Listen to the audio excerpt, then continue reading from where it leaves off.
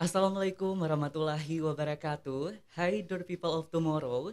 Selamat datang kembali pada TTS Try to Self Alive bersama saya Vika Ladrian Syahadamu, Staff of Academic and Research.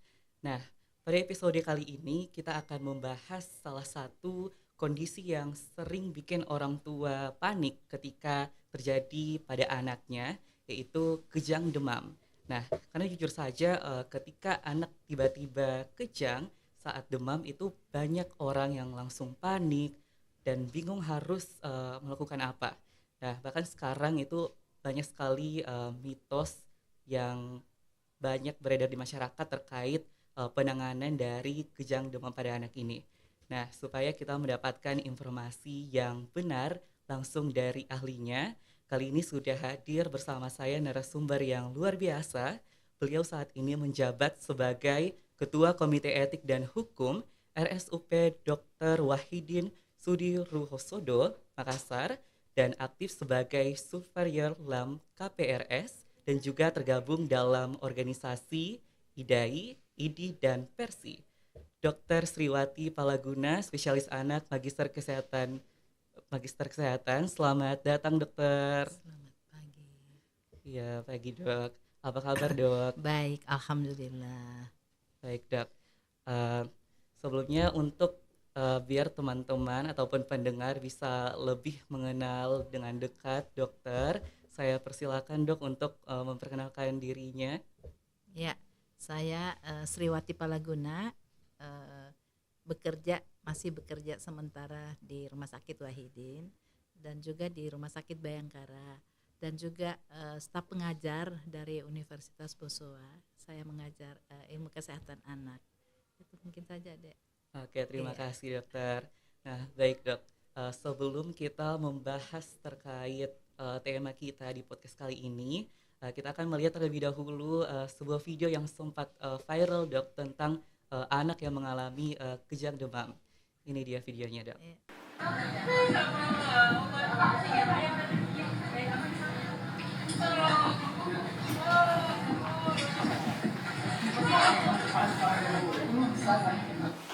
Wih, ada berita tidak di sini? Ada anak-anak kejam di pesawat. Dari kamu yang filmnya? Itu karena ini memang juga bisa kan bikin pindah ke dalam. Ih, bisa weh. Kemarin itu ketemu kerjaan tapi besok kamu bikin. Terus bagaimana di cara untuk menangani? Nah, baik, dokter. Setelah Ya, kita melihat video yang tadi, kita mulai dari pertanyaan yang paling mendasar dulu atau iya, general. iya, Jadi sebenarnya apa sih itu kejang demam pada anak, dok? iya. Baik, kejang demam pada anak itu memang eh, banyak apa ya terjadi ketika terjadi kejang, hampir semua orang tua itu panik dengan kejang itu. Yang penting kita harus tahu, kita bedakan kejang demam atau kejang yang lainnya. Jadi kejang demam itu terjadinya kejang pada bayi yang berumur 6 bulan sampai 5 tahun, ya. Itu tidak disebabkan oleh misalnya gangguan elektrolit, misalnya anak-anak habis muntah, habis diare atau penyebab lain, itu tidak ada, dan bukan oleh kelainan intrakranial, ya. Jadi penyebabnya itu dari luar. Biasanya ada dengan otitis media biasanya. Jadi kejangnya ini demam, ya. Jadi yang penting ada demam dulu. Jadi demam itu di atas 38 derajat Celcius.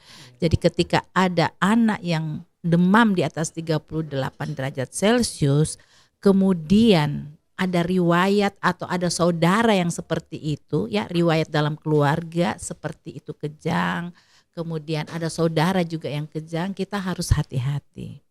Karena kejang demam adalah kejang yang terjadi akibat demam yang lebih dari 38 derajat Celcius. Nanti di atas 38, ya, panasnya itu anak-anak, dengan cara mengukurnya ya dengan menggunakan temperatur, ya. Itu di atas 30 dan bukan oleh kelainan intrakranial. Jadi bukan karena kesadaran menurun atau apa, bukan. Jadi memang di luar daripada intrakranial. Jadi kejang demam adalah kejang yang terjadi. Jadi bangkitan kejang itu terjadi akibat demam lebih dari 38 derajat Celcius pada anak umur 6 bulan sampai 5 tahun yang bukan suatu kelainan intrakranial. Oke, Jadi baik. ada definisinya. Jadi kalau kurang 6 bulan juga itu bukan. Oh, bukan Kalau ya, Dok? iya, kita harus pikirkan kejang akibat yang lain. Begitu pula kalau dia lebih 5 tahun, kita pikirkan lagi apa. Terus penyebabnya mau lihat apa. Jadi kalau dia misalnya ya, ada anak kejang terus membiru kayak di kasus itu, tapi kesadarannya tidak.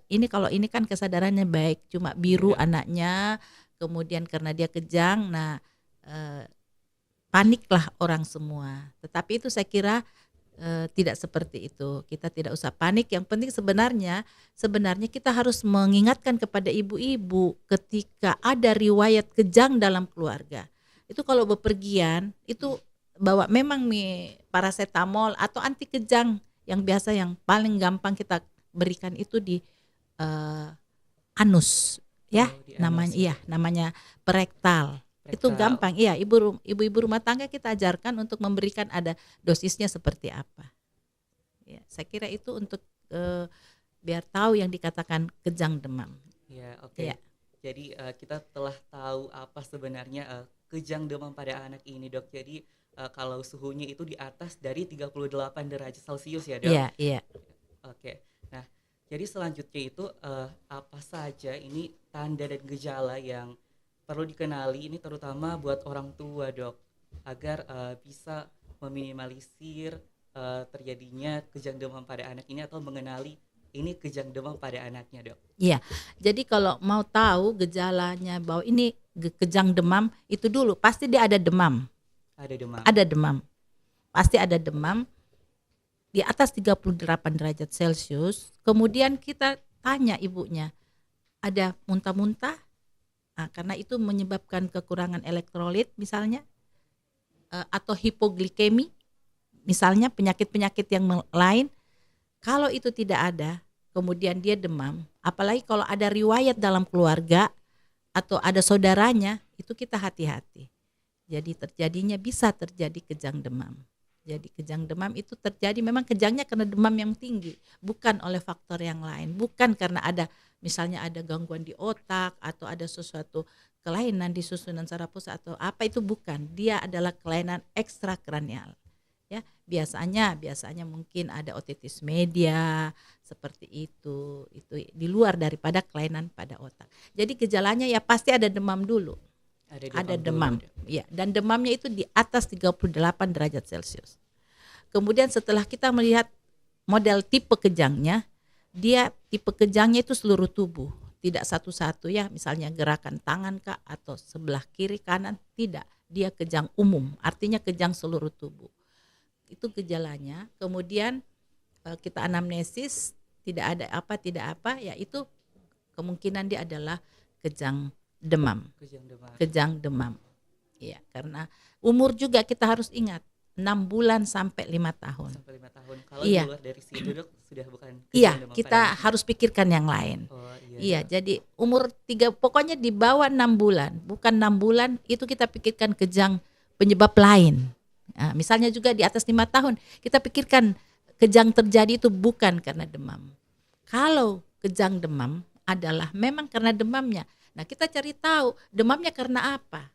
Nah, itu yang kita harus tahu. Kalau memang semata-mata demamnya bukan oleh yang lain, misalnya memang dia demam, misalnya dia flu atau batuk, ya mungkin saja seperti itu. Dan ingat bahwa umur yang paling penting 6 bulan sampai 5 tahun, kemudian ada riwayat dalam keluarga.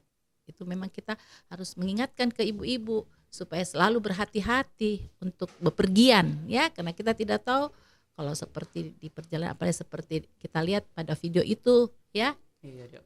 Iya, saya kira itu deh. Oke, jadi tadi ternyata ada riwayat keluarga ini memengaruhi juga ya, Dok? Iya, ada faktor keluarga. Oke, Iya. Dok. Baik, selanjutnya ini kalau seseorang atau seorang anak ini mengalami kejang demam, Dok, Iya. nah, apa yang harus dilakukan terutama bagi orang tua ini, Dok, sebagai pertolongan pertama, Dok? Iya.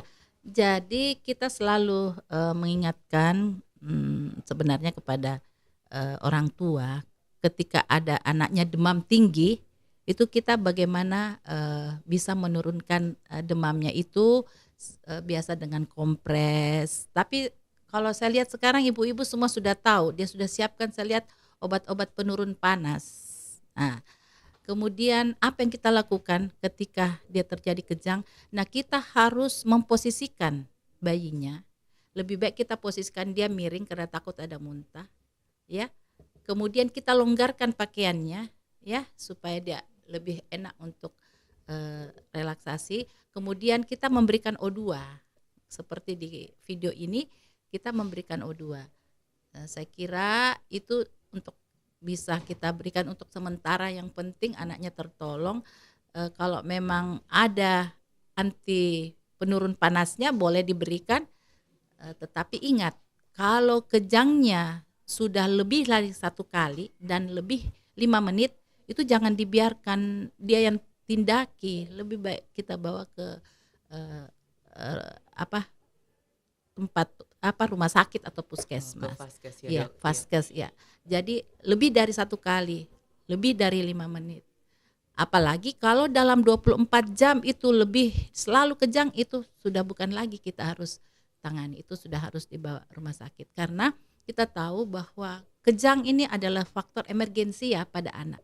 Itu merupakan salah satu emergensi untuk kita dokter anak, bahwa ketika kejang jangan anggap bahwa itu biasa-biasa saja. Itu mungkin jadi ada kejangnya karena demamnya itu. Oke, Dok. Ya. Nah, selanjutnya ini ada satu statement. Ini kalau usahanya anak yang kejang demam itu harus dicocoki kopi agar kejangnya ini berhenti atau mencegah kejang di masa mendatang, Dok. Nah, ini bagaimana menurut dokter? Apakah ini mitos atau fakta, Dok? Iya. Jadi sebenarnya itu mitos. Ya, Mitos ya, karena Dok. ya mungkin efek dari kopi itu mungkin ya orang tua menganggap bahwa kopi itu sebagai setaraf dengan penenang ya, setaraf dengan diazepam mungkin.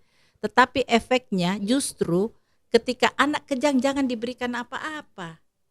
Ya, misalnya dicocoki, bisa aspirasi anaknya. Jadi kita melonggarkan pakaiannya, kemudian kita kasih posisi miring karena takut dia muntah, kemudian semua pakaiannya dilonggarkan, misalnya kayak di pesawat itu dia berikan O2, tapi jangan dicocoki apapun dalam keadaan dia kejang. Walaupun dia tidak kejang, untuk diberikan kopi menurut saya itu bukan hanya karena faktor itu tadi, bahwa dianggap kopi itu seperti obat penenang, maka dianggaplah kopi itu sebagai obat anti kejang, dianggap sebagai diazepam. Iya, Dok. Ya Betul, kan, betul. obat tidur. Ya, memang penanganan itu pada saat di fasilitas kesehatan diberikan diazepam, misalnya Perektal dengan antipiretik. Jadi Iya. masih ternyata berikan kopi kepada anak yang kejang demam itu salah satu mitos ya, Dok. Jadi Iya. sangat-sangat tidak benar kalau Iya. kita berikan kopi. Iya. Jadi dibiarkan saja ya, Dok, Iya. kalau anaknya itu lagi kejang demam, Dok. Iya. Oke, Iya. Dok. Iya. Ya, baik. Selanjutnya ini agar lebih memahami langkah-langkah pertolongan pertama pada anak yang benar, Dok, kita akan memperagakan langsung dengan manekin, Dok, Iya. yang telah ada. Silakan, dokter. Iya. Jangan.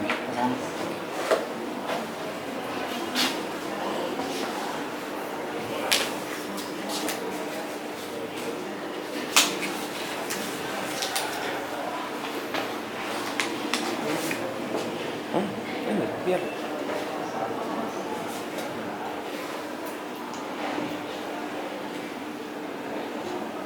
Tidak ada. Ini kejadian Mika atau Iya. kejadian sudah Sambil kejadian? sambil jelaskan Mi, Dok. Iya. Jadi sebenarnya penanganan kejang ya itu dulu tadi, bahwa semua pakaiannya ini disingkirkan ya, dilepas semua supaya dia tidak merasa bagaimana. Jadi pada saat kita menemukan kejang, kita lihat posisinya ya, dia harus ekstensi begini atau kita miringkan untuk mencegah terjadinya muntah. Takut terjadi aspirasi, jadi kita sedikit tinggikan pasiennya maksudnya ya, pasiennya. Kemudian kita memasang oximetri untuk saturasi, kemudian kita ukur dulu suhunya. Misalnya suhu itu kita menggunakan tem ini, bukan lewat ini, kita pakai aksiler ya, kita lihat berapa suhunya. Setelah itu kita sudah tahu suhu, kita sudah longgarkan pakaian, kemudian posisinya sudah dikasih ekstensi, kita pasang oximetri, kemudian kita lihat masih kejang, pasiennya masih kejang. Pasiennya masih kejang, ya kita tetap memeriksakan bagaimana dia punya bagaimana nadinya, kemudian kita lihat bagaimana pernapasannya. Ternyata setelah kita melihat pernapasan, kita melihat nadi, ya, kemudian kita melihat oximetri, 99 ya, jadi bagus, kesadarannya bagus, kesadaran bagus. Kemudian kita memberikan misalnya yang paling cepat itu adalah diazepam rektal, paling cepat. Diazepam rektal kita berikan tergantung berat badannya. Kita biasa pakai yang 1 ampul itu ya, 10 miligram, kita pakai untuk beberapa miligram. Ini tadi kita sudah suhunya mau ini, tetapi kesadarannya baik. Setelah kita ini melihat kesadarannya baik, BCS-nya bagus ya, kemudian dia hanya karena kejang, kemudian demam, kemudian biru. Kita melihat kalau dia memang masih biru, kita boleh berikan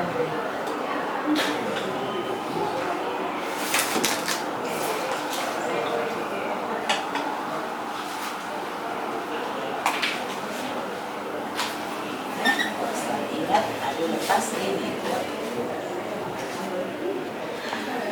ya, menggunakan ini ya. Jadi ini selalu dia ekstensi, kemudian ini harus tidak menutupi mata ya, harus dia tetap ekstensi, kemudian posisi seperti ini. Kemudian kita melihat andaikan ini pasiennya memang tidak bagus, dia punya kesadaran ya, kita berikan dia pompa tuh, luas, berikan pompa 10 kali. Kita melihat kembali bagaimana dari pasiennya. Kalau dia sudah sadar baik ya, kita periksa nadinya, pernapasannya. Biasa itu nadi kan tergantung umur. Iya, biasanya kalau nadi kita lihat kalau dia bayi ya selalu, kalau bayi baru lahir 100, kalau bukan ya semakin besar semakin kecil juga standarnya. Jadi tadi kita kan melihat oximetri sudah terpasang itu kan dia 99, berarti kesadarannya baik. Kemudian ini kalau kita mau misalnya mau diberikan, ini kan kita pakai rektal ya, kita tidak pakai suntikan. Untuk kejang demam ini kita pakai rektal yang lewat misalnya kita berikan rektal yang ini. Tapi kan ceritanya kalau sudah pemberian obat itu kan sudah di fasilitas kesehatan. Yang paling penting itu tadi kita memperbaiki tanda vitalnya, kesadarannya, dia kesadarannya baik, sudah bernapas, bernapasnya kan spontan, bagus, kesadarannya baik, berarti pernapasannya normal, nadinya normal, membiru, tadi sudah misalnya kita sudah memberikan tekanan, sudah tidak membiru, itu cepat kita bawa ke rumah sakit. Ya, karena kita kan tidak punya obat. Misalnya di tengah jalan, kita kan tidak punya obat. Cepat Dan kita alatnya juga mungkin tidak belum memadai seperti di fase ya. Iya, jadi kita bawa saja ke langsung rumah sakit. Yang penting kita tolong dia bahwa kita angkut. Misalnya kita dapat, kita selalu lihat, ya kita memberikan dia ekstensi atau kita miringkan. Setelah itu kita pasang oximetri, kita mendengarkan berapa nadinya, normal, pernapasannya kita bisa lihat. Kemudian dia masih biru, kita pasang ambubek seperti itu tadi ya. Buat kita selalu ingat cara memasangnya seperti ini ya. Tidak menutup kedua mata, selalu dalam keadaan ekstensi, kita memasang ambubek, kemudian kita berikan pompa. Setelah itu kita evaluasi, misalnya kita lihat, oh sudah bagus, pernapasannya sudah stabil, misalnya sudah 30, nadinya sudah 90, kesadarannya baik. Tapi tetap kita harus bawa ke rumah sakit. Iya, karena kita belum berikan apa-apa, takut dia kembali masih kejang. Iya, karena demam kan belum kita kasih apa-apa. Itu kalau yang daruratnya ya, kalau di rumah sakit dan lain ada harus suntikan. Mungkin ini bayinya 5 tahun mungkin. Ya saya kira itu ada. Terima kasih ya. Baik, terima kasih dok. Jadi inilah peragaan menggunakan manekin mengenai cara kita untuk menangani kejang demam pada anak ini. Oke, terima kasih dokter. Jadi kalau tadi apalagi sebagai orang tua ini mereka harus memposisikan terlebih dahulu anaknya ya dok, tadi diekstensi atau dimiringkan untuk menghindarkan adanya aspirasi. Iya dok. Oke, terima kasih. Yang penting kita selalu memperbaiki itu tanda-tanda vitalnya, bagaimana nadinya, bagaimana penapasannya, bagaimana GCS-nya. Tadi kan kita pasokan dari saturasi memang sudah bagus kan? Sudah bagus. Saturasi dari